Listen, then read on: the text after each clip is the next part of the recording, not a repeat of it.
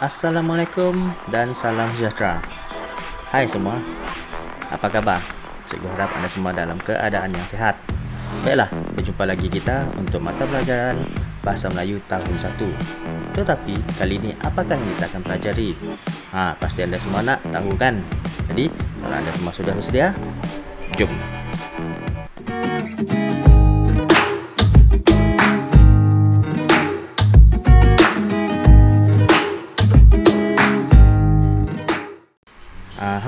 Inilah dia pelajaran Bahasa Melayu kita pada hari ini, iaitu tema Masyarakat Muhibah.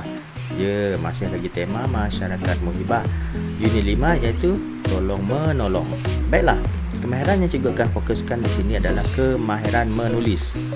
Dalam kemahiran ini ada beberapa aktiviti yang kita akan lakukan seperti membina dan menulis frasa. Cikgu harap awak ingat lagi menulis frasa. Apa dia frasa tu? Kita akan buat sekali lagi. Kemudian membina dan melafaz pantun dua kerat. Kita akan buat pantun dua kerat ataupun melengkapkan pantun dua kerat. Pasti anda semua nak tahu kan apa itu pantun dua kerat. Jadi kita akan lihat selepas ini. Baiklah, sekarang tumpukan perhatian anda semua kepada slide yang cikgu tunjukkan. Jika anda membawa buku teks bersama dengan anda sekarang, cuba lihat halaman 29. Di situ ada satu petikan, tapi belum lengkap lagi ya. Satu petikan yang bertajuk Jiran yang Baik. Di sini kita kena membina frasa berdasarkan gambar. Ingat lagi membina frasa. Frasa adalah terdiri daripada beberapa perkataan yang digabungkan menjadi satu frasa. Bukan satu ayat yang panjang, pendek saja. Jadi di sini kita akan membina frasa berdasarkan 5 gambar yang ditunjukkan dalam muka surat 29 ini. Okey, sekarang cikgu akan baca petikan yang belum lengkap ini, kita akan lengkapkan bersama-sama. Boleh? Anda boleh baca bersama-sama dengan cikgu. Cikgu akan cuba baca dengan perlahan. Okey? Kita mula ya. Jiran yang baik. Keluarga Aileen dan keluarga Prima berjiran. Mereka selalu bantu-membantu. Sebelum pulang ke kampung, Ibu Aileen akan menyerahkan kunci rumah mereka kepada keluarga Prima. Keluarga Prima akan membantu mereka. Di situ tak lengkap. Jadi keluarga Prima akan membantu keluarga Aileen untuk, lihat gambar yang pertama di sini. Itu pertama sekali, Ibu Aileen menyerahkan kunci kepada Ibu Prima. Serah kunci. Dah dibuat untuk awak di sini kan. Serah kunci. Yang kedua sini, keluarga Prima akan membantu mereka apa? Cuba lihat Prima. Apa yang dia buat ni? Cuba fikirkan. Tak apa, kita akan berbincang untuk dapatkan jawapannya ya. Prima ambil surat khabar. Prima bantu keluarga Aileen untuk ambil surat khabar. Keluarga Aileen ni melanggan surat khabar. Jadi setiap kali surat khabar tu diletakkan di pagar rumah Aileen, Prima akan bantu untuk ambil dan simpan dan diserahkan kepada keluarga Aileen. Mereka ambil dulu. Kalau dibiarkan di situ rosak nanti, kena hujan kan, ataupun diambil orang lain. Jadi Prima ni bantu ambil surat khabar. Ingat, frasa pendek saja, ringkas ya. Yang ketiga, gambar yang ketiga ni, cuba lihat di sini. Prima dan ibu dia, apa mereka buat? Apabila jiran kita tak ada di rumah, mereka membantu angkat jemuran. Angkat jemuran. Ini bukan sidai ya. Okey. Mungkin Ibu Aileen, keluarga Aileen dah sidai pakaian, tetapi belum kering lagi kan. Jadi Prima dan ibu dia bantu untuk angkat jemuran tersebut. Nanti kena hujan, basah balik. Basah semula baju tu. Okey, yang keempat sekarang. Yang keempat, kita lihat gambar yang keempat. Membantu mereka siram bunga. Okey. Keluarga Aileen ni suka tanam bunga. Jadi untuk memastikan bunga dia sentiasa segar, Prima dan ibu dia bantu untuk siram bunga. Okey, mudah kan? Dan yang terakhir, yang kelima, gambar yang kelima, apa mereka buat di sini? Cuba lihat Ibu Prima, apa yang dia tekan ni? mereka nyalakan lampu. Okey. Jadi apabila waktu semakin gelap, Ibu Prima akan nyalakan lampu supaya dapat menerangi rumah Aileen. Taklah nampak gelap ni kan. Nanti kalau gelap, senanglah pencuri nak masuk merompak dalam tu kan. Bahaya kan. Jadi Ibu Prima bantu untuk nyalakan lampu. Baiklah, sekarang cuba anda lihat buku teks muka surat 30 atau lihat slide yang cikgu tunjukkan sekarang. Aktiviti dia mari berpantun. Tajuk aktiviti dia mari berpantun. Jadi dalam aktiviti ini anda semua kena membina dan melafazkan pantun 2 kerat. Tapi jangan risau. Okey, cikgu akan terangkan terlebih dahulu. Kita akan bincang macam mana nak bina dan melafazkan pantun 2 kerat berdasarkan pantun 2 kerat yang terdapat di dalam buku teks ini dahulu. Okey, jangan risau. Sebelum itu, kita akan lihat apakah ciri-ciri pantun 2 kerat. Kita kena kenal dulu, barulah kita boleh bina pantun 2 kerat ni kan. Baiklah. Kita lihat baris yang pertama. Mana satu baris pertama ni? Ni baris yang pertama. Anak panah merah ni adalah pembayang. Dia bukan maksud kepada pantun, bukan mesej yang ingin disampaikan, tetapi bayangan kepada mesej itu. Pembayang, dia dipanggil adalah pembayang. Okey. Untuk pantun 2 kerat, pembayang dia adalah pada baris yang pertama. Kita lihat di sini ya, nanti kita akan cuba baca pantun ini. Kemudian baris yang kedua, kita lihat yang kedua ini adalah maksud pantun. Ini adalah maksud sebenar yang ingin disampaikan, mesej sebenar yang ingin disampaikan dalam pantun 2 kerat. Ini yang penting. Jadi yang pertama, baris yang pertama adalah pembayang, baris yang kedua adalah maksud pantun tersebut. Kemudian yang ketiga, apa dia ciri-ciri pantun 2 kerat? Rima akhir dalam bentuk A.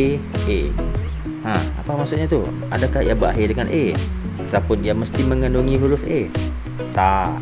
Rima akhir, bentuk bunyi dia tu adalah sama. Bunyi akhir pada baris yang pertama dan bunyi akhir pada baris yang kedua dalam pantun 2 kerat hendaklah sama. Cuba lihat yang cikgu gariskan merah di sini. Haruan. Baris yang kedua maksud dia perpaduan. An kan bunyi ni kan. Jadi bunyi ni dipanggil rima akhir yang sama. Pantun yang kedua ni joran, jiran. Kedua-dua berakhir dengan ran kan. Jadi ini adalah rima akhir yang sama. Okey. Ini adalah ciri-ciri ketiga pantun 2 kerat. Baiklah. Jom kita baca 2 rangkap pantun 2 kerat ini dahulu ya. Ikan gelama si ikan haruan, pupuk kerjasama erat perpaduan. Kita ulang. Ikan gelama si ikan haruan, pupuk kerjasama erat perpaduan. Bagus. Pantun yang kedua. Tangkap kelah dengan joran, rajin-rajinlah membantu jiran. Kita ulang. Tangkap kelah dengan joran, rajin-rajinlah membantu jiran. Itu 2 rangkap pantun 2 kerat. Bagaimana pula 2 rangkap yang terakhir ini? Jadi kita kena lengkapkan berdasarkan jawapan yang disediakan di bahagian bawah ini. Kita lihat baris yang pertama. Mengutip batu di Gunung Daik. Jadi kita nak lihat mana satu jawapan dia. Adakah belikan palung rambutan seikat ataupun bantu membantu amalan yang baik? Ingat, bunyi akhir dia kena sama kan? Jadi mengutip batu di Gunung Daik, maksud yang mempunyai rima akhir yang sama adalah bantu membantu amalan yang baik. Jadi kita tulis di sini. Jangan contek teks Kita lihat di sini saja. Baca bersama dengan cikgu. Mengutip batu di Gunung Daik, bantu membantu amalan yang baik. Bagus. Jadi yang terakhir, Mudah saja. Ini saja yang tinggal kan? Jadi jawapan dia, pembayang dia adalah belikan Pak Long rambutan seikat, tolong menolong membawa berkat. Cuba kita lafaz pantun ini ke empat rangkap pantun ini. Sedia? 1, 2, mula. Ikan gelama si ikan haruan, pupuk kerjasama erat perpaduan. Tangkap kelah dengan joran, rajin-rajinlah membantu jiran. Mengutip batu di gunung Daik, bantu membantu amalan yang baik. Belikan Pak Long rambutan seikat, tolong menolong membawa berkat. Bagus. Saya rasa anda semua dapat lafazkan pantun ini dengan baik. Kalau tak, anda boleh ulang semula dan cuba berlatih sendiri. Okey, mudah saja kan? Tibalah kita kepada aktiviti yang paling dinantikan oleh semua. Betul ke ni? Paling dinantikan. Iaitu latihan. Jadi sediakan buku aktiviti Bahasa Melayu jilid 1. Okey, lihat pada halaman 32. Sedia. Jadi cikgu akan terangkan berdasarkan slide ini. Nanti anda kena lengkapkan sendiri. Okey, tumpukan perhatian kepada penerangan dahulu ya. Jangan terus mula buat. Baiklah. Buku aktiviti jilid 1 muka surat 32 ni, aktiviti 3. Arahan dia, padankan frasa dengan gambar. Frasa dengan gambar sama macam aktiviti waktu penerangan cikgu tadi kan. Okey, frasa dengan gambar kita kena padankan. Rina suka akan kucing. Dia sering membantu jirannya menjaga kucing kesayangan mereka. Dia selalu tolong-menolong juga ni, memandikan kucing. Baiklah, di gambar yang mana satukah membawa maksud kepada frasa ini, memandikan kucing? Okey, cuba lihat di sini. Gambar yang mana satu?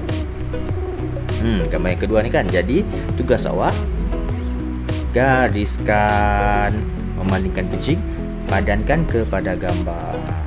Guna pembaris tau, supaya kemas, jangan comot. Okey. Bagi 3 frasa yang lain, kena buat sendiri. Tadi cikgu dah tunjuk contoh 1 saja, tak boleh banyak.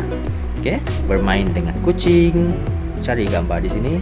Mencuci sangka, cari lagi gambar yang mana satu. Memberikan makanan, gambar yang mana satu. Mudah kan? Okey, rasa anda semua dapat melengkapkannya dengan baik. Seterusnya, latihan yang kedua, aktiviti 3, buku jilid 1 muka surat 33. Arahannya, bina dan tulis frasa berdasarkan gambar. Sukan tahunan Sekolah Kebangsaan Taman Muhibah telah tamat. Guru-guru, ibu bapa dan murid-murid membersihkan padang sekolah. Jadi tak lengkap frasanya, dia pecah kan. Jadi anda kena padankan yang di sebelah kiri dengan yang di sebelah kanan. Perkataan di sebelah kiri dengan perkataan di sebelah kanan untuk menjadikan satu frasa berkaitan dengan gambar ataupun kotak-kotak kosong di sini yang dinomborkan. Nombor 1 dah buat untuk awak. Angkat kerusi. Itu yang ni, angkat kerusi. Nombor 2, 3, 4, 5, 6. Anda kena buat sendiri. Tapi tak apa, cikgu bagi contoh untuk nombor 2. Lambai. Lambai apa? Agak lambai panjang? Tak mungkin kan? Jadi jawapan dia adalah lambai tangan. Jadi tugas awak gabungkan lambai dengan tangan menjadi satu frasa. Tulis di dalam kotak ini. Tulis dengan kemas di dalam ruangan yang disediakan. Lambai tangan, tulis di dalam kotak ini. Bagaimana pula dengan 3, 4, 5 dan 6? Jadi anda cari perkataan di sebelah kiri, padan dengan perkataan di sebelah kanan, jadikan satu frasa yang berkaitan dengan gambar di bawah ini. Mudah kan? Okey, kita teruskan dengan aktiviti yang terakhir. Aktiviti yang ketiga, iaitu lengkapkan pantun dengan perkataan yang sesuai. Okey, aktiviti 4, tapi untuk latihan kita adalah latihan yang ketiga ya. Okey. Anda diberikan 4 perkataan di dalam di bahagian atas ni, dalam awan ni, pekan, gembira, mesra dan cendawan. Yang pertama dah dibuat untuk awak, gembira ni di sini. Jadi gembira ni dah diisi di sini. Jadi gembira tak perlu isi lagi dalam kotak yang ketiga, 3 kotak di bawah ni kan. Jadi kita baca pantun ni. Menjala patin di Tanjung Ara, rakyat prihatin, hidup gembira. Gembira ni diisi di bahagian ini. Bagaimana pula dengan pantun yang seterusnya, rangkap kedua, rangkap ketiga dan rangkap keempat ini. Ingat, rima akhir dia, pembayang dia rima akhir yang sama. Yang ni amalkan. Adakah pembayang dia adalah pekan, mesra atau cendawan? Kan. Bagaimana pula dengan ini? Pembayang dia para. Adakah mesra, cendawan atau pekan? Cari rima akhir yang mempunyai bunyi ataupun bentuk yang sama. Okey, itu saja latihan kita, iaitu 3 latihan hari ini.